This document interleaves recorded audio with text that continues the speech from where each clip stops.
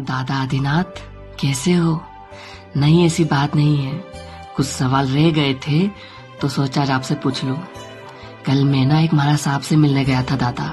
बहुत खुश थे वो। उन्हें देखकर ऐसा लग रहा था कि बस इन्हें देखता रहूं, इनकी मधुर वाणी इस दिल में उतारता रहूं। मुझे बहुत अच्छा लग रहा था वहां बैठकर। देखते ही देखते समय निकल गया था और शाम हो गई थी। मैं स्वेटर पहन के गया था, फिर भी ना मुझे बहुत ठंड लग रही थी।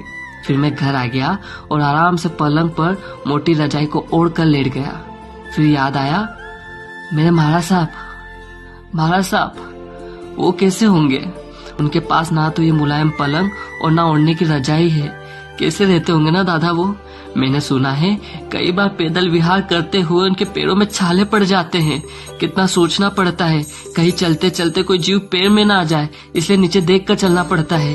कितना त्याग करना पड़ता है। आज के इंसान के लिए जो असंभव है वो संभव बनाते हैं। यूं तो कभी भी इंसान की जरूरतें खत्म नहीं होती है, पर फिर भी कम से कम उसे अच्छा भोजन, अच्छे वस्त्र और अच्छा रहने के लिए मकान तो चाहिए ही होता है। पर मेरे साधु भगवंत तो भोजन में भी कितने प्रकार के त्याग कर बैठे हैं, वस्त्र में भी त्याग, और मकान तो छोड़ो दादा, कई बार तो ऐसी जगह भी रुकना पड़ता है साधु भगवान को जहाँ कुछ भी नहीं होता। खुद का शरीर भले गर्मी से तड़प ही क्यों ना रहा हो, पर पंखा नहीं चालू करते हैं क्योंकि सूक्ष्म जीव की हिंसा हो जाती है। और इतना सब करने के बाद भी कुछ अज्ञानी लोग लांछन लगाते हैं, सुनी सुनाई बात पर भरोसा कर लेते हैं, और कई अज्ञानी तो अशब्द तक कह जाते हैं।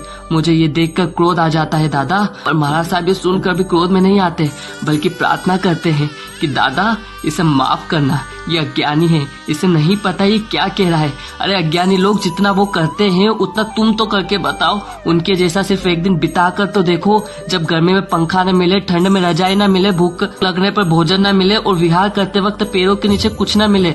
अरे ये सब तो छोड़ो, कई साधु भगवंत ऐसे भी है जिन्होंने अपना लाखों करोड़ों का त्याग कर दीक्षा ले ली। और अगर तुमसे कोई अपना ही सिर्फ 500 रुपए ही मांग लेना तो पूछोगे क्यों चाहिए, कब दोगे? और कई बार तो पैसे होते हुए भी किसी अपने की मदद नहीं कर पाते हो। और वो मेरे जीते जागते भगवंत अपना सब कुछ त्याग करके यहाँ आए। उनके बारे में कुछ गलत बोलने से पहले कुछ तो सोचो। दीक्षा के मार्ग पर चलना कोई आसान कार्य नहीं है। हर नियम का पालन करते हैं, कितना सोचते हैं, कितना विचार करते हैं। सिर्फ एक साधु भगवंत न जाने कितनों का जीवन सुधार देते हैं, न जाने कितनों का जीवन सुधार देते हैं। मैं प्रणाम करता हूँ अपने सभी गुरु भगवंत को। और अगर कुछ गलत कहने में आया हो तो आप सभी से हाथ जोड़कर मिच्छा में दुक्कड़म कहता हूँ। जय जिनेन्द्र, जय आदिनाथ, जय आदिनाथ, जय दादा आदिनाथ।